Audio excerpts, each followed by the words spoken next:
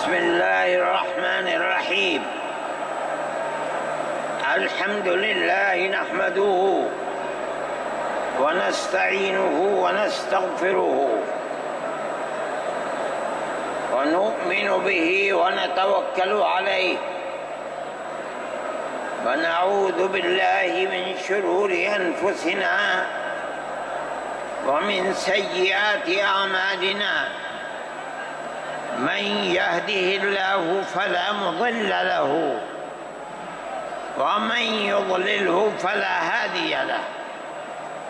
ونشهد أن لا إله إلا الله وحده لا شريك له. ونشهد أن سيدنا ومولانا محمدا عبده ورسوله. أما بعد،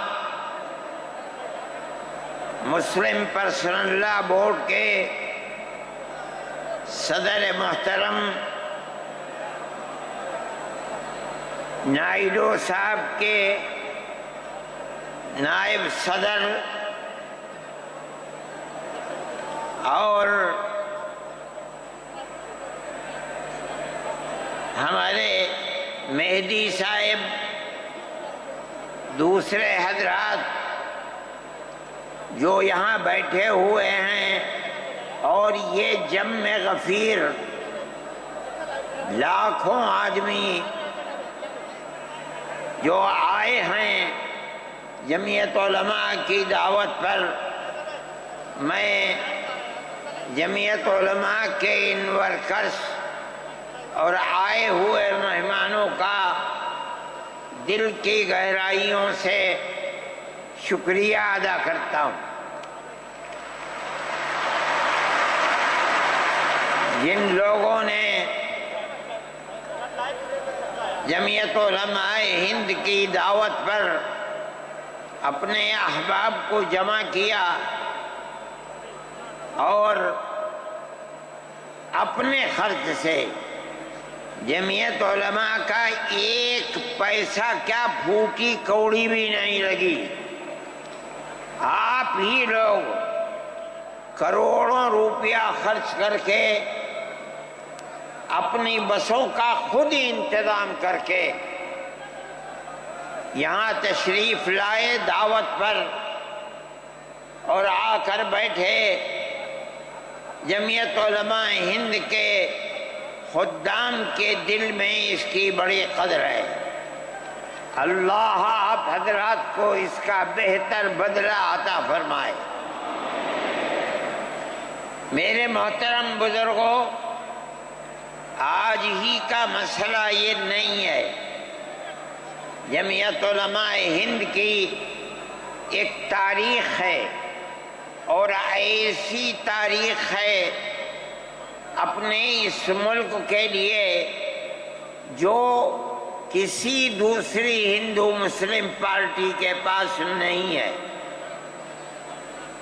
علماء نے اس ملک کی آزادی کے لیے، اگر آپ ان کی تاریخ کو پڑھیں گے تو آپ کو اندازہ ہوگا کہ ان کی اس ملک کی آزادی کے لیے قربانیاں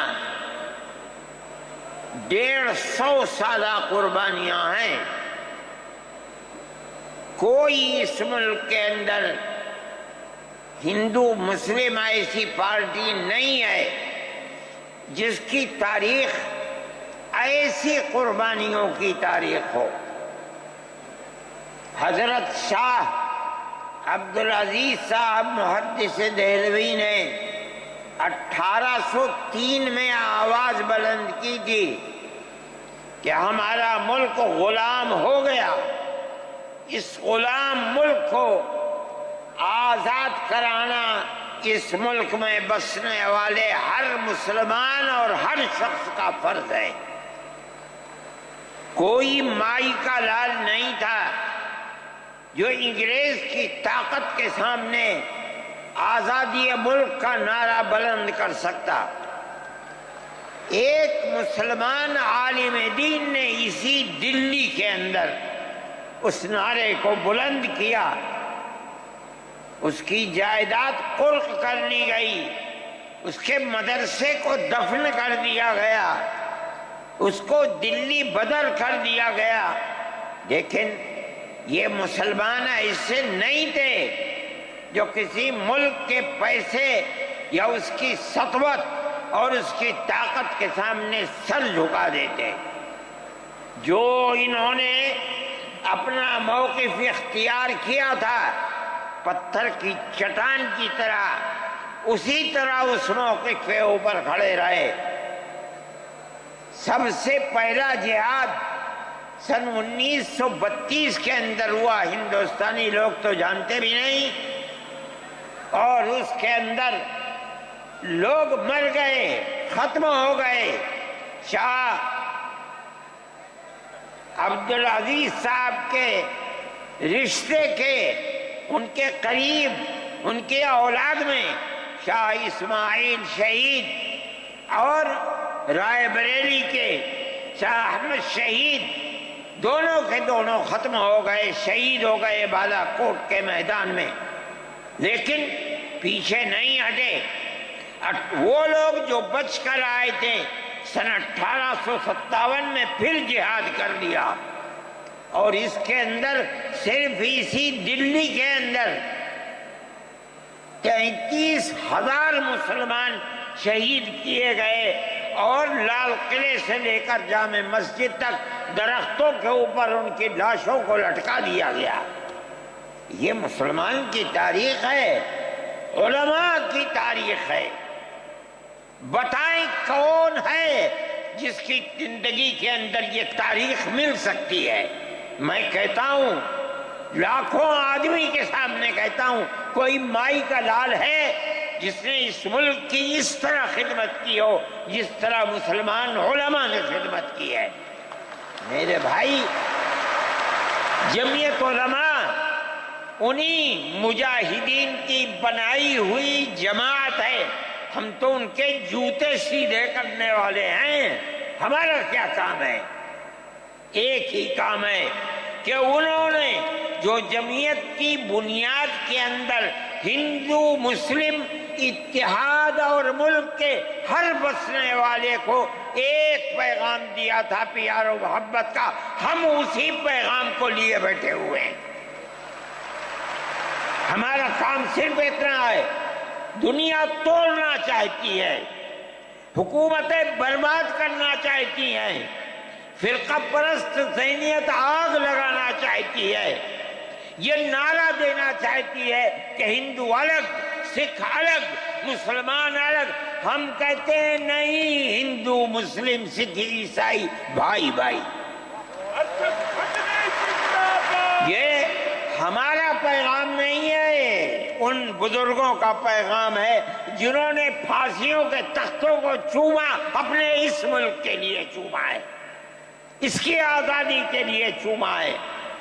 اس ملک کے اندر یگانگت اتحاد جس کو آج آگ لگایا جا رہا ہے، ہمارے بزرگوں نے اسی اتحاد کے لیے اپنی قیمتی جانوں کو قربان کیا ہے، اور ان کا مقصد یہ تھا کہ ملک آزاد ہو جائے۔ حکومت ایسی بننی چاہیے جو حکومت سیکولر حکومت ہو، کسی کا حق نہ جائے۔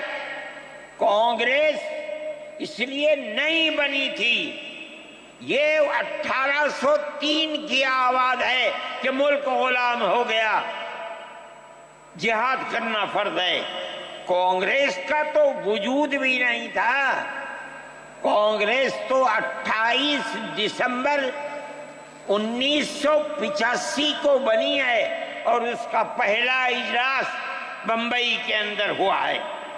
آپ لوگ سمجھیں اس کو، کانگریس ملک کو آزاد کرانے کے لیے نہیں بنی تھی۔ کانگریس کی تجویز موجود ہے، وہ کہتے ہیں کہ ہندو مسلم ملک کے بسنے والوں کی اس جنگ و جدال سے دو جہاد، سن 32 کا 1857 کا، اس جہاد کے نتیجے میں جو برطانیہ کی حکومت اور ہندوستان کی حکومت میں دوری پیدا ہو گئی ہے، کانگریس کا مقصد تھا کہ اس دوری کو ختم کر دیا جائے، ملک کو اپنے گردن سے زنجیر غلامی کی نکال کر توڑ دیا جائے۔ کانگریس کا مقصد نہیں تھا۔ میں آپ سے کہتا ہوں یہ بات ہے اور کانگریس کی تجویز میں موجود ہے، کوئی اس کی تردید نہیں کر سکتا۔ کسی نے حضرت گنگوہی رحمت اللہ علیہ سے پوچھا کہ ایک جماعت بنی ہے جو ہندوؤں نے بنائی ہے انگریز کے ساتھ مل کر، کیا مسلمان اس جماعت میں شریک ہو سکتا ہے؟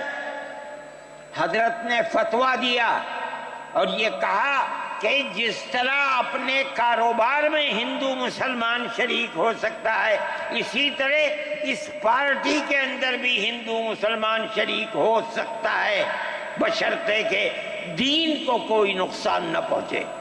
اس فتوے کا نام ہے نصرت الابرار، جو پرانی یونین مکتبیں ہیں، لائبریریاں ہیں، یہ آج بھی وہاں موجود ہے۔ یہ صرف فتویٰ نہیں ہے، یہ اس لیے ہے کہ یہ اشارہ ہے کہ مسلمانوں کو کانگریس کے ساتھ شریک ہونا چاہیے اور کانگریس کے اس نظریے کو بدلنا چاہیے۔ کانگریس کے اندر مستقل غلامی کی زنجیر کو توڑنے کے لیے اور انگریز کے ساتھ جہاد کرنے کے لیے تیار کرنا چاہیے۔ مسلمان جوق در جوق اس کے اندر شریک ہوئے، کانگریس کے اس نظریے کو بدل دیا اور کانگریس کو ملک کی آزادی کے لیے کھڑا کر دیا۔ یہ مسلمان کا، علماء کا، جمعیت علماء کا کردار ہے۔ کوئی مانے نہ مانے، تاریخ میں لکھی ہوئی چیزیں ہیں، ہم سے پوچھے ہم وہ تاریخ کی لکھی ہوئی چیزیں دیں گے۔ ہماری تاریخ کو مٹا دیا گیا۔ وہ طبقہ جو آج ملک کے اندر اسلام اور مسلمانوں کو دفن کرنا چاہتا ہے، وہ ہماری تاریخ کو دفن کرنے کے اندر کامیاب ہو گیا، مگر ہم کہتے ہیں یہ ہماری تاریخ ہے۔ میرے بھائی، ملک اسی طرح چلتا رہا، جیسے جیسے آزادی قریب آتی رہی، جمعیت علماء ہند وہ تنہا ایک جماعت تھی جو برابر موتی لال نہرو، جواہر لال نہرو، گاندھی جی سے یہ بات کہتی رہی کہ ہمیں ضمانت دو، ہم 143 سال ہیں ہماری زندگی، جہاد کی زندگی، ہمیں یہ ضمانت دو کہ ملک آزاد ہوگا تو اس کا کردار سیکولر کردار ہوگا، دستور سیکولر دستور ہوگا، جس کے اندر ہندو، مسلمان، سکھ، پارسی، عیسائی ہر ایک کو اپنے مذہب کے ساتھ جینے کا حق ہوگا اور حکومت کا کوئی مذہب نہیں ہوگا۔ ہمارے پاس تجویزیں موجود ہیں، برابر ہمیں مفتی کفایت اللہ صاحب جو جمعیت علماء کے اس وقت صدر تھے، نام لے کر ان کے پاس موتی لال نہرو، گاندھی جی، یہ لوگ اپنی ورکنگ کمیٹیوں کی تجاویز بھیجتے ہیں، مفتی صاحب کرم فرما، مفتی صاحب یہ ہے کہ ہمارا ملک جب آزاد ہوگا ہم گارنٹی دیتے ہیں کہ ملک سیکولر ملک ہوگا۔ اس کا کیا مطلب ہے؟ ہمارا کردار، ہمارا مذہب، ہمارا وقت، ہر چیز آزاد رہے گا، مسلمان جس طرح چاہے گا اپنی زندگی گزارے گا، اپنے مذہب کو سینے سے لگا کر زندگی گزارے گا۔ میں یہ بات صرف ہوائی نہیں کہہ رہا ہوں، آپ غور سے اس تحریر کا ایک ایک لفظ سنیں۔ ہری پور ضلع سورت کا اجلاس عام جو 19، 20، 21 فروری 1938 میں، 47 میں ملک آزاد ہوا، یہ اجلاس 1938 میں، اس سے بھی 9 سال پہلے یعنی آج کے مقابلے میں 80 سال پہلے یہ اجلاس ہوا تھا. اس کے اندر تجویز دیکھیے آپ، ورکنگ کمیٹی نے 1937 میں اپنی کلکتے کی میٹنگ میں اقلیتوں کے حقوق پر جو تجویز پاس کی تھی اسے یہ کانگریس منظور کرتی ہے. اس وقت کی بات ہے، اور نئے سرے سے اعلان کرتی ہے کہ ہندوستان کی اقلیتوں کے تمدنی، مذہبی اور لسانی حقوق کی حفاظت کرنا کانگریس کا پہلا فرض اور بنیادی پالیسی ہے، تاکہ حکومت کی کسی بھی ایسی اسکیم میں جس میں کانگریس شریک ہو اقلیتوں کو ترقی اور نشو و نما کا زیادہ سے زیادہ موقع مل سکے. آپ الفاظ پر غور کیجئے، اور وہ قوم کی سیاسی، اقتصادی اور کلچرل زندگی میں پورا حصہ لے سکے. اس کے بعد اس بنیاد پر مسلمانوں کو مطمئن رہنا چاہیے کہ آزاد ہندوستان کی حکومت میں ان کا مذہبی فرائض، اذان، نماز، جمعہ، عید، روزہ، حج، زکوٰۃ، مذہبی تبلیغ، مساجد، مقابر، قربانی، مذہبی جلوس، مذہبی جلسے وغیرہ جملہ مذہبی رسوم اور مذہبی ادارے محفوظ ہوں گے. اور اسی طرح ان کی تہذیب و تمدن، ان کے تعلیمی ادارے، خانقاہیں، امام باڑے، عیدگاہیں، تکیے، کربلائیں، آثار قدیمہ، اوقاف وغیرہ سب محفوظ ہوں گے. اور اسی طرح ان کی زبان، ان کی شاعری، رسم الخط وغیرہ سب کے سب آزاد اور محفوظ ہوں گے. کسی پر کوئی رکاوٹ اور قید نہ ہوگی.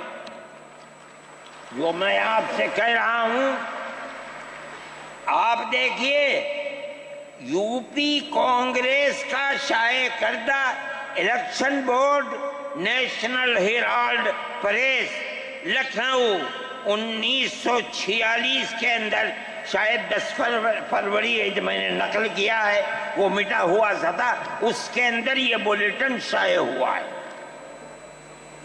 میں کہتا ہوں کہ ہندوستان کی جمعیت علماء کے بار بار کھچوکے لگانے پر وعدہ کرو کہ ملک سیکولر ملک ہے، وہ وعدہ کرتے چلتے ہیں. میں آج آپ سے پوچھتا ہوں کہ اس میں سب سے پہلی چیز ہے کہ مسلمانوں کا مذہب اور مذہبی فرائض محفوظ رہیں گے. آج میں پوچھتا ہوں، ملک کی آزادی کو 70-80 سال ہو رہے ہیں، بتائیے کیا محفوظ ہے مسلمانوں کا؟ آپ مذہب محفوظ ہے مسلمانوں کا؟ کیا آپ نے مسلمان مذہب کا مسئلہ قرآن و حدیث سے ثابت ہے؟ آپ جو کچھ کر سکتے تھے آپ نے نکاح اور طلاق کے اندر کر دیا، مذہب کا محفوظ ہے؟ آپ کی حکومت اتراکھنڈ میں ہے، آپ یکساں سول کوڈ، یعنی کوئی تعلق مسلمان کا مذہب سے نہیں ہوگا. گورنمنٹ جو قائم کرے گی اس کے اوپر مسلمان کو چلنا ہوگا. کہاں کا سیکولرزم ہے؟ کیا مسلمان اس پر اطمینان کر سکتا ہے؟ آپ کی زندگی اور آپ کی حکومت کا بنیادی ناپاک پتھر یہ ہے کہ مسلمان کو اپنے مذہب سے آپ دور کر دیں. کیا آپ اسے قبول کریں گے؟ یہ آج کی حکومت کا یہ مسئلہ ہے. مذہبی فرائض کہاں کے آپ زندہ رہ گئے؟ آج آپ نے مسئلہ بنایا ہے کہ اتراکھنڈ کی ریاست اور شہروں کے اندر مسلمان جو 50 سال سے آباد ہے، آباد بھی نہیں رہ سکے گا. یہ آپ کا کردار ہے، یہ تصویر ہے اور ناپاک تصویر ہے ہم کہتے ہیں۔ جس تصویر کو آپ پیش کر رہے ہیں یہ تصویر سیکولر دستور کی تصویر نہیں ہے۔ ہمارا آج کا یہ کنونشن سیکولر دستور کی حفاظت کے لیے ہے۔ کہاں ہے جی؟ کیا کر رہے ہو؟ اس ملک کو، ملک میں رہنے والوں کے لیے جہنم بنا رہے ہو۔ جمعیت علماء اس کو قبول نہیں کرتی۔ ہم تو کہہ رہے ہیں اس بات کو، کسی کی زبان اٹھتی ہو یا نہ اٹھتی ہو، لیکن ہم کہتے ہیں کہ جو ہو رہا ہے وہ ملک کو آگ لگانے کے لیے، دستور کو آگ لگانے کے لیے ہو رہا ہے۔ جمعیت علماء اسے قبول نہیں کرے گی۔ اگر جمعیت علماء نے اس بدترین حکومت جو یہ کہتی تھی کہ ہماری حکومت میں سورج نہیں ڈوبتا، جمعیت علماء نے کبھی اس کے سامنے سر نہیں جھکایا ہے، اس کے بعد ہم کس کے سامنے سر جھکائیں گے؟ ہمارا سر صرف ایک اللہ کے سامنے جھکتا ہے اور کسی کے سامنے نہیں جھکتا۔ میرے بھائی، آپ ایک اس کو لیتے ہیں، میں کہتا ہوں اے تب بیٹھا، آپ کیا کہتے ہیں؟ اس کے اندر جہاں ہے وہاں اسی طریقے سے اوقاف وغیرہ سب محفوظ ہوں گے۔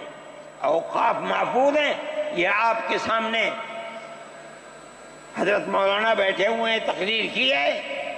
اوقاف کو ہڑپنا چاہتے ہیں۔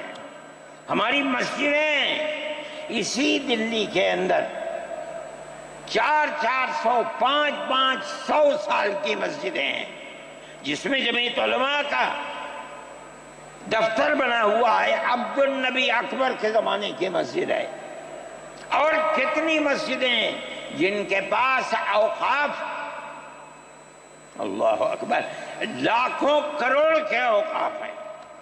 جونپور میں جا کر کے دیکھو کیسی مسجدیں ہیں، دلی کے قرب و جوار میں دیکھو کتنی بڑی بڑی مسجدیں ہیں۔ ہندوستان کا وہ طبقہ جو ان مساجد کے اوقاف کو ہڑپ کرنا چاہتا ہے، کہتا ہے اگر کسی وقف زمین یا مسجد یا کسی بھی چیز کے کاغذات وقف کے نہیں آئیں اس کو وقف نہیں مانا جائے گا۔ کون 500 سال پرانے کاغذات لا کر کے پیش کر دے گا؟ قانون یہ تھا کہ جو مسجد بنی ہے، جو وقف پر بنتی ہے وہ وقف ہے۔ آپ کو کیا درد ہے کہ آپ اس وقف کو ختم کرتے ہیں؟ اس کا مطلب ہے مسلمانوں کی زمین کو ہڑپ کرنا چاہتے ہو، حرام کھانا چاہتے ہو، اس لیے ان اوقاف کو ہڑپ کرنا چاہتے ہو۔ ہم اس کو قبول نہیں کرتے۔